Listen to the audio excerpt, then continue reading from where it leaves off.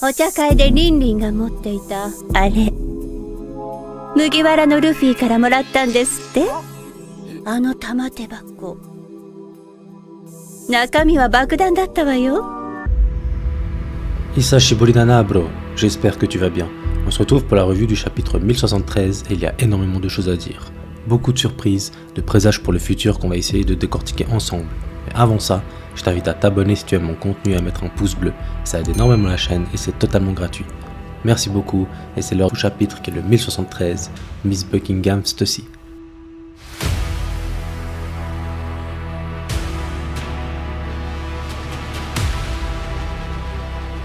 On commence avec la neutralisation de Lucci peu de temps après celle de Kaku, par le clone de Stussy. J'ai vu un peu partout des histoires de vampires. Je ne pense vraiment pas qu'elle possède ce fruit. Les vampires n'ont pas d'ailes et elle en possède quand elle sort ses crocs. Je parierais plus pour un fruit en rapport avec les chauves-souris, les mêmes dents et les ailes évidentes qui m'y font penser.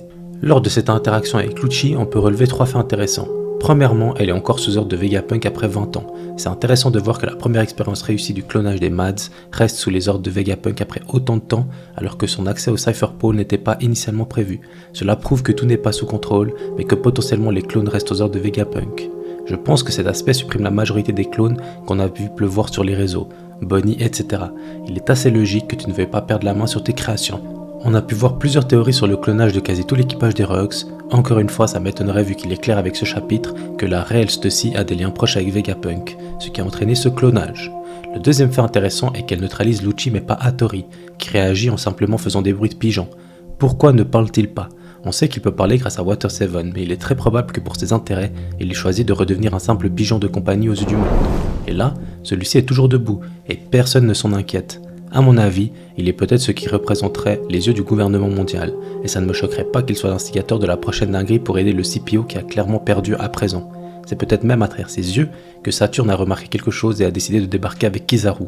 On reparle de lui un peu plus tard. Le troisième fait est que lorsqu'elle couche Lucci, elle s'excuse auprès de lui, et ça peut sonner comme une forme de respect, mais pour moi ça va plus loin que ça. Je pense qu'il reste une part de la volonté de la personne clonée, et ici donc la réelle Buckingham Stussy. On sait que Stussy fait partie des Rugs, mais on ne connaît pas les détails de cette aventure. Buckingham est le nom du palace de la royauté anglaise, c'est là où ils vivent. Évidemment, ça me fait poser une question. Est-elle liée à la royauté de One Piece ? Dans l'histoire de la royauté anglaise, très régulièrement il y a des princes ou des princesses qui font des frasques, qui se désolidarisent même parfois de cette même souveraineté. Est-ce que ce ne serait pas un clin d'œil qu'une personne importante pour le gouvernement mondial ait fait le choix de quitter celle-ci ? Sachant qu'en plus, Xebec avait pour but de détruire ce même gouvernement et les Tenryubito, cela fait du sens que Stussy finisse dans cet équipage. Cela explique comment le clone a pu rejoindre le Cypher Pole, étant une ancienne souveraine et étant une création d'un scientifique à leur botte. Le chemin était tracé. Autre possibilité, il existe un monde où Stussy aurait été envoyée en espionne au sein des Rugs pour les arrêter, mais que celle-ci a fini par, au travers des Rugs, apprendre l'histoire du monde et tisser des liens bien plus forts que son attachement au gouvernement.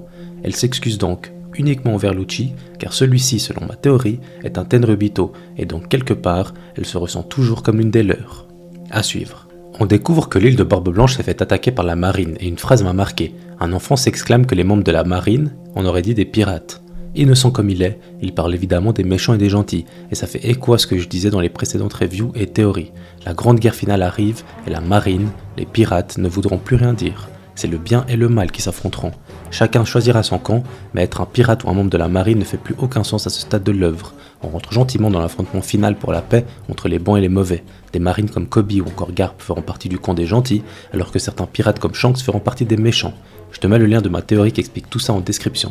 Il était important de soulever ce détail cité par un enfant, c'est tellement bien pensé de teaser la destruction des classes par la voix d'un enfant, par la voix de l'innocence. Je rappelle que le manga commence littéralement avec l'amitié entre un pirate et un marine, ça veut tout dire. On apprend que Weeble a protégé l'île, et qu'il s'est fait capturer ensuite par Ryokugyu. Ça pose des questions de puissance, mais il me paraît logique qu'un personnage ayant le niveau de Barbe Blanche quand celui qui était jeune et commandant dans un équipage se fasse capturer par un amiral de la marine. Je ne vais pas m'attarder sur ça, ce qui est intéressant c'est que Weeble va finir en prison, à Impel Down. Encore un ancien Shichibukai qui finit en prison. Depuis le début, on en a vu énormément et ils ont tous un dénominateur commun. Ils reviennent systématiquement dans l'œuvre. Ce n'est jamais une fin en soi. Est-ce que Doflamingo et Weeble sont voués à s'échapper, à être sauvés? Est-ce que tout ça aura un rapport avec la Cross Guild qui collectionne les anciens Shichibukai? En tout cas, ça promet. Stussy expliquera la situation à Marco et va assurer à celui-ci que Weeble est bien le fils de Barbe Blanche. Honnêtement, je n'y crois toujours pas.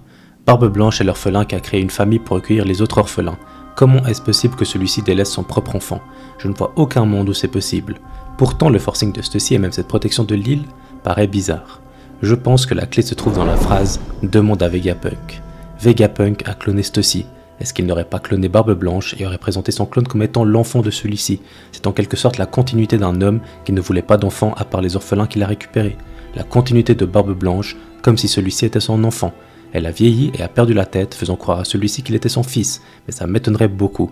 D'ailleurs, comment et pourquoi Weeble est venu à Sphinx protéger cette île? Cette île est littéralement présentée comme un secret de Barbe Blanche que seul Marco connaissait aujourd'hui. N'est-ce pas le signe d'une volonté ou de souvenir de Barbe Blanche qui retentissent en Weeble? La puissance de Weeble, sa venue sur l'île et le fait qu'elle parle de Vegapunk, alors qu'on vient de découvrir son clone, prouve selon moi que Weeble n'est pas le fils de Barbe Blanche mais bien son clone. Stussy va dire quelque chose de très intéressant à Marco, elle va parler de son héritage. Je me suis creusé la tête pour essayer de comprendre qu'est-ce que ce trésor pourrait être et je pense avoir trouvé la réponse. Le trésor de Barbe Blanche est le dernier Rod Poneglyph dont on ne connaît pas la position. On sait qu'il était positionné sur l'île des hommes poissons et que c'est Barbe Blanche qui protégeait l'île avant que celui-ci ne meure. C'est lui qui l'a déplacé et qui l'a caché. Ce trésor est l'héritage de Roger. Barbe Blanche n'avait aucun intérêt dans le One Piece, elle a dit très clairement à Roger. Roger, sachant qu'il allait bientôt mourir, a demandé à Barbe Blanche d'être garant de l'ultime clé du chemin vers Loftail et le One Piece. De ne le délivrer qu'à l'élu pouvant porter l'histoire sur son dos. C'est exactement pour ça qu'il est certain, en parlant à Barbe Noire, que ce n'est pas lui qui porte la volonté nécessaire et qu'il ne l'obtiendra jamais. C'est aussi pour ça qu'il peut dire avec certitude que le One Piece existe. One Piece wa jitsuzai suru. Ce n'est pas tout. C'est aussi la raison pour laquelle Barbe Noire attaquera l'équipage de Barbe Blanche après Marineford, pour récupérer ce poneglyphe. Deux possibilités. Marco possède toujours ce fameux Rod Poneglyph et finira par le donner à Luffy. La deuxième, Barbe Noire l'a volé à Marco et est voué à être l'ennemi de Luffy pour que celui-ci puisse le récupérer. Dis-moi en commentaire lequel des deux scénarios tu préfères. Singe et Garcia Saturne apparaît. Un des membres du Gorosei sort de Maréjoie et se dirige vers Egghead, très déçu des événements autour de Vegapunk. La révélation de son nom engendre énormément de choses. Encore une planète. Il est très probable que tout le Gorosei possède des noms de planètes faisant référence au système solaire. Grâce à Luffy qui est le soleil et une planche du Gorosei entourant son avis, on peut faire des déductions. Essayons de comprendre ensemble qui se cache derrière toutes les planètes. On a donc Saturne et Luffy qui seraient le soleil. Continuons. Im-sama se dit Imu-sama en japonais. Imu à l'envers ça donne Umi. Umi se traduit par la mer. Vegapunk nous dit que la mer, l'origine de toute chose, rejette les fruits du démon et les éléments contre nature. Les mers se trouvent sur la Terre et Im-sama contrôle celle-ci actuellement. Il est donc logique que Im-sama représente la Terre dans ce système solaire. Neptune, c'est Shirahoshi. Les parents de Neptune ont sûrement pensé que c'était lui qui allait hériter du pouvoir de Poséidon et lui ont donné ce prénom. Malheureusement, ils se sont trompés et c'est sa fille qui en héritera. La planète Neptune représente donc Shirahoshi, qui est une arme antique. Vivi est lié à Uranus. Plusieurs théories le démontrent et je trouve ça très probable. C'est le chemin que prend l'œuvre et son intérêt par Im et sa récente disparition qui le démontrent. Pluton est un navire se situant sur Wano, bien qu'encore caché. Il manque Jupiter, Mercure, Mars et Vénus. 4 planètes à placer, alors qu'il reste pile 4 membres restants du Gorosei. Incroyable, pas vrai? Si on place les dernières planètes selon la distance qui les sépare de la prime de Luffy sur la fameuse planche comme si c'était le système solaire, on démontre à gauche Vénus. La mythologie nous dit que Vénus est la déesse de l'amour, de la beauté et de la séduction. Le membre du Gorosei de gauche est celui qui s'entretient le mieux, et c'est lui qui s'exclame « Oh Im-sama » d'un ton amoureux lorsque Im s'élance vers le trône. Cela colle parfaitement au fait qu'il soit Vénus. Ensuite, l'épéiste, qui serait Mars. La mythologie nous dit que Mars était le dieu de la guerre, très souvent dépeint d'une épée. Il est aussi décrit comme étant le fondateur de la civilisation.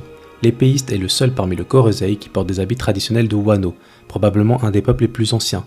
Encore une fois, la mythologie colle.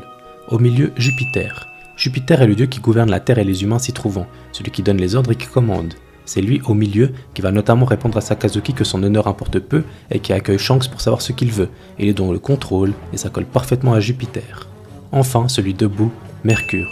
Dans la mythologie, c'est le dieu du commerce, de la marchandise. Il est le dieu qui est lié au fait de commercer et de négocier. Lorsque Shanks arrive, c'est lui qui dit « Puisque c'est toi, on trouve du temps » pour écouter ce qu'il a à dire. Tu l'as compris, ça colle aussi. Pour apporter encore un peu plus de crédit à ces liens mythologiques, je te donne celle de Saturne. Un dieu décrit comme se manifestant dans l'impulsion. Comme par hasard, c'est lui qui a décidé de passer à l'action en premier. Il manque la lune. Beaucoup de personnages peuvent être placés en tant que lune, mais Barbe Noire semble être le candidat idéal, vu que Im a aussi tranché son avis et qu'il est très relié à la lune depuis le début. De plus, il s'inspire et suit les pas de Xebec, qui voulait détruire le gouvernement mondial. Maintenant qu'on possède ce système solaire, tu peux te demander à quoi ça sert. Qu'est-ce que ça nous apporte de savoir tout ça et qu'est-ce que ça apporte à l'œuvre? Il est probable qu'en réalité, chaque planète de ce système solaire soit une arme antique. Neptune n'en donne que 3 car c'est les seuls qui ont échappé au gouvernement et qui aujourd'hui ont une réputation. La Lune et le Soleil sont des fruits et ont donc été effacés de l'histoire consciemment, donc Neptune ne peut pas les citer non plus. Chaque membre du Gorosei serait donc une arme antique, Luffy à Barbe Noire en serait aussi. Ça explique les pouvoirs mystérieux et spéciaux du Fruit des Ténèbres, et surtout le pouvoir du Gear 5 qui permet à Luffy d'atteindre un niveau indécent et de matérialiser son imagination. Saturne aurait un pouvoir vis-à-vis de l'impulsion, de l'action peut-être lié à la puissance ou à la vitesse, Mars la puissance physique, le maniement de l'arme, clairement un soldat lié à la guerre et aux épées, Jupiter est l'équivalent de Zeus, sûrement lui qui a lavé Lulusia, il posséderait donc un pouvoir lié à la foudre et l'effacement, Mercure, un pouvoir psychique lié à la manipulation, et enfin Vénus, la séduction, la beauté, c'est le plus compliqué à imaginer mais peut-être un lien avec les émotions, et où la facilité à se rapprocher. La guerre finale et les enjeux se dessinent, et il est clair que ces révélations et ces nouveaux mystères s'apprêtent à faire trembler le monde de One Piece à tout jamais.